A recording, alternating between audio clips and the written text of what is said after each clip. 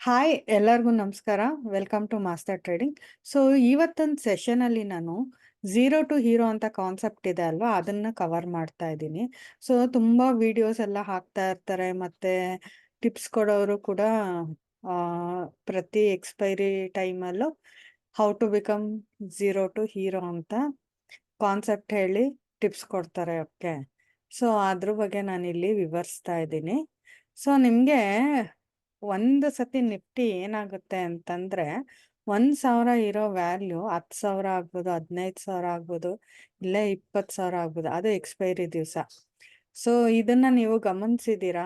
ಎಲ್ಲ ಗುರುವಾರ ಬರಲ್ಲ. ಸೊ 2 ಮಂತ್ಸಲ್ಲಿ ಒಂದೇ ಸತಿ ಬರೋದು. 2 ಮಂತ್ಸ್ ಅಂದ್ರೆ ಎಷ್ಟು ಗುರುವಾರ ಆಯ್ತು? 8 ಗುರುವಾರ ಆಯ್ತು. 8 ಗುರುವಾರನಲ್ಲಿ ಒಂದೇ ಒಂದು ಗುರುವಾರ ಎಕ್ಸ್ಪೈರಿ ದಿವಸ ಮಾತ್ರ ಅದು ಝೀರೋ ಟು ಹೀರೋ ಆಗ್ಬೋದು. ಗೊತ್ತಾಯ್ತಾ? ಸೊ ಅದಕ್ಕೆ 7 ಗುರುವಾರ, ಮಿಕ್ಕಿದ 7 ಗುರುವಾರನು we need to face losses ಅಲ್ವಾ. ಸೊ ಅದು ಹೇಗಾಗುತ್ತೆ ಅಂತಂದ್ರೆ 1,000 ತಾನೆ, 10 ಕ್ವಾಂಟಿಟಿ ತಗೊಳ್ಳೋಣ ಅಂತ ತಗೊಳ್ತೀರಾ. ಸೊ ಒಂದು 4 ಗುರುವಾರ you will face losses. Okay, so ಅದ್ರ ನೆಕ್ಸ್ಟ್ ಗುರುವಾರ ಸ್ವಲ್ಪ ಓಡುತ್ತೆ ಮಾಡುತ್ತೆ. So then also you will face the losses. Okay, ಅದ್ರ ನೆಕ್ಸ್ಟ್ ಗುರುವಾರ ಆ್ಯಕ್ಚುಲಿ ಅವತ್ತು ಓಡುತ್ತೆ ಅಂತ ಅನ್ಕೊಳ್ಳಿ, ಆದರೆ ನಿಮಗೆ ಗೊತ್ತಾಗಲ್ಲ. ಯಾಕಂದರೆ ನಿಫ್ಟಿ ತುಂಬ ಫ್ಲಕ್ಚುಯೇಷನ್ಸ್ ಇರುತ್ತೆ ಅಲ್ವಾ. ಸೊ ನಿಮಗೆ ಒಂಚೂರು ಪ್ರಾಫಿಟ್ ಬರುತ್ತೆ, ಮತ್ತೆ ಅದು ಲಾಸಸ್ಸಲ್ಲಿ ಹೋಗುತ್ತೆ. ಆವಾಗ ನಿಮ್ಮ ಮನಸ್ಸು ಏನು ಲಾಸಸ್ಸಲ್ಲಿ ಹೋದಾಗ ಅಯ್ಯೋ ನನಗೆ ಒಂಚೂರು ಪ್ರಾಫಿಟ್ ಬಂದರೆ ಸಾಕು, ಕ್ಲೋಸ್ ಮಾಡಿಬಿಡೋಣ ಅಂತ ಪ್ರಾಫಿಟ್ ಬರುತ್ತೆ, ಕ್ಲೋಸ್ ಮಾಡ್ತೀರಾ. ಮತ್ತೆ ಅದು ಇನ್ನೊಂಚೂರು ಮೇಲೆ ಹೋಗುತ್ತೆ, ಅಯ್ಯೋ ಇವತ್ತು ಮೇಲೆ ಹೋಗುತ್ತೆ ಅಂತ ಹಾಕ್ತೀರಾ, ಮತ್ತೆ ಕೆಳಗೆ ಬರುತ್ತೆ. ಆವಾಗ ಏನಾಗುತ್ತೆ, ಅಯ್ಯೋ ಒಂಚೂರು ಅದರ ಪ್ರಾಫಿಟ್ ಇತ್ತು, ಲಾಸ್ ಆಗ್ತಾ ಇದೆ ಅಂತ ಕ್ಲೋಸ್ ಮಾಡಿಬಿಡ್ತೀರಾ. ಸೊ ನೆಗೆಟಿವಲ್ಲೇ ಇರುತ್ತೆ. ಸೊ ಹಾಕಿ ಟ್ರೇಡ್ ತೊಗೊಳ್ತೀರಾ, ಟ್ರೇಡ್ ಕ್ಲೋಸ್ ಮಾಡ್ತೀರಾ, ಮಾಡಿ ಮಾಡಿ ಮಾಡಿ ಅದು ನಿಮ್ಮದು ಬ್ರೋಕ್ರೇಜು ಜಾಸ್ತಿ ಆಗುತ್ತೆ. So you couldn't able to make profit. ಆ ಝೀರೋ ಟು ಹೀರೋ ದಿವಸನೂ ನೀವು ಪ್ರಾಫಿಟ್ ಮಾಡೋಕ್ಕಾಗಲ್ಲ.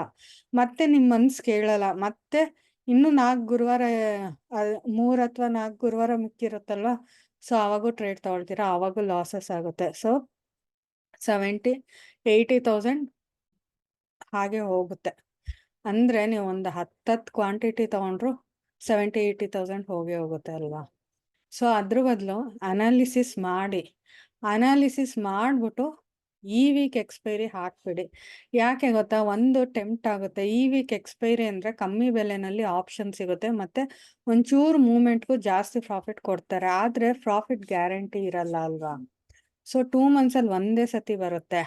ಅದ್ರ ಬದಲು ನೆಕ್ಸ್ಟ್ ವೀಕ್ ಎಕ್ಸ್ಪೈರಿ ಹಾಕಿ, ಇಲ್ಲ ಮಂತ್ಲಿ ಎಕ್ಸ್ಪೈರಿ ಹಾಕಿ. ಆವಾಗ ನಿಮಗೆ ಸ್ವಲ್ಪ ಟೈಮ್ ಆದರೆ ಸಿಗುತ್ತೆ.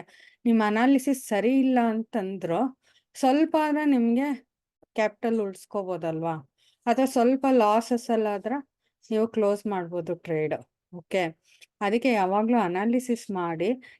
ಯಾಕಂದರೆ ಆ ವೀಕೆ ನೀವು ನಿಮ್ಮ ಅನಾಲಿಸಿಸ್ ಎಷ್ಟು ಕರೆಕ್ಟ್ ಇದ್ರೂ ಆ ವೀಕೆ ನೀವು ಹಾಕಿರ್ತೀರ, ಟ್ರೇಡ್ ತೊಗೊಂಡಿರ್ತೀರ.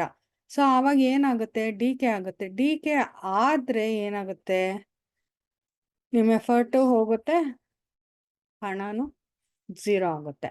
ಅದ್ರ ಬದಲು ನೆಕ್ಸ್ಟ್ ವೀಕ್ ಎಕ್ಸ್ಪೈರಿ ತಗೊಳ್ಳಿ, ಇಲ್ಲ ಮಂತ್ಲಿ ಎಕ್ಸ್ಪೈರಿ ತಗೊಳ್ಳಿ. ಅನಾಲಿಸಿಸ್ ಮಾಡಿ, ಪರವಾಗಿಲ್ಲ ಸ್ವಲ್ಪ ಪ್ರಾಫಿಟ್ ಬಂದರೂ ಕನ್ಸಿಸ್ಟೆಂಟ್ಲಿ ಮಾಡ್ಕೊಂಡು ಹೋಗಿ. ಆವಾಗ ನಿಜವಾಗ್ಲೂ ನೀವು ಝೀರೋ ಟು ಹೀರೋ ಆಗೋಕ್ಕೆ ಸಾಧ್ಯ ಆಗುತ್ತೆ. ವೀಕ್ಲಿ ಎಕ್ಸ್ಪೈರಿ ಹಿಂದೆ ಬೀಳಬೇಡಿ, ಗೊತ್ತಾಯ್ತಾ? ವೀಕ್ಲಿ ಎಕ್ಸ್ಪೈರಿ ಅಂತಂದರೆ ಕೆಲವ್ರು ಏನು ಮಾಡ್ತಾರೆ ಅಂದರೆ ಆ ವಿಡಿಯೋಸ್ ಎಲ್ಲ ಹಾಕ್ತಾರೆ ಅಲ್ವಾ, ಝೀರೋ ಟು ಹೀರೋ ಅಂತ. ನೀವು ಅವರು ಫುಲ್ ಕಾನ್ಸೆಪ್ಟ್ ಹೇಳಲ್ಲ. ಕೆಲವರು ಆಪ್ಷನ್ ಸೆಲ್ಲಿಂಗ್ ಅಂತ ಮಾಡ್ತಾರೆ, ಅದರಲ್ಲಿ ಹೆಡ್ಜಿಂಗ್ ಮಾಡಿರ್ತಾರೆ ಅವರು.